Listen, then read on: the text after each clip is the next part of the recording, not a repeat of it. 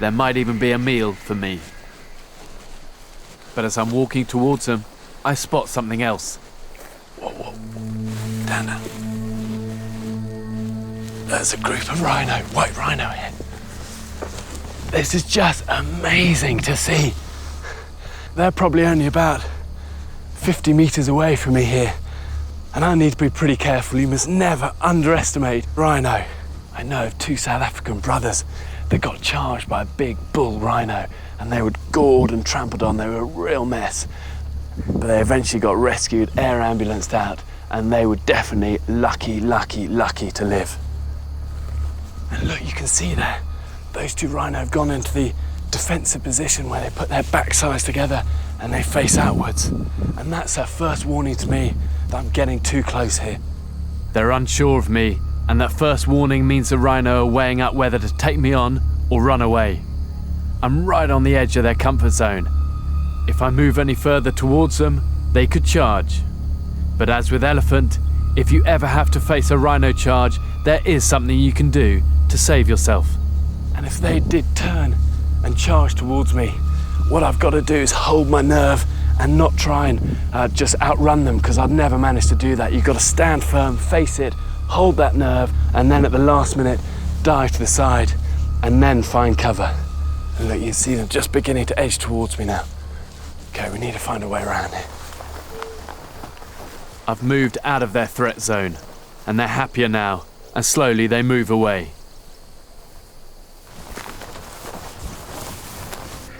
Those vultures I saw before are on the ground now, and quite close.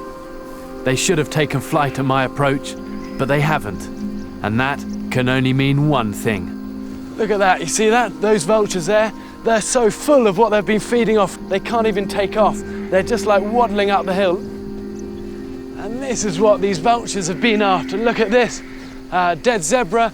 There's definitely a lion kill, and you can see where the lions have taken it down, eaten all the meat, all the innards, and then leaves a bone and the skin for the vultures circling above. Amazing to see it just so close. A kill like this can mean food for the survivor, and there are ways you can tell if the meat on it is fit to eat. Vultures are the first sign, as they will only eat fresh meat. Check also for maggots. The lack of maggots tells me that this kill is hours rather than days old. And if the carcass smells rotten, move on. But this meat is fresh and an excellent source of protein. And this is so tough, this skin. But look at under all of this.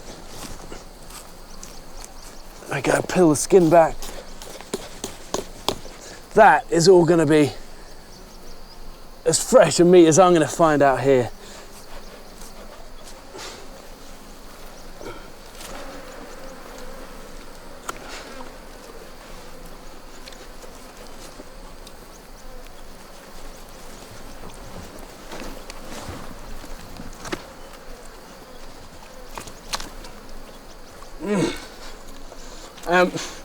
Even though it doesn't taste that magic, that's the best chance of me getting some protein. And this is actually how a lot of early man used to hunt. They actually weren't great hunters. They were actually good scavengers and pickers of berries. And opportunistic, following out where lions would eat.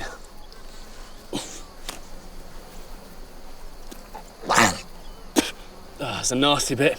And I keep the last little bit of this steak, as much as I think I'm going to be able to eat in the next hour or so, and stick it in my pocket and eat this bit before it goes off. One last bit. Awesome.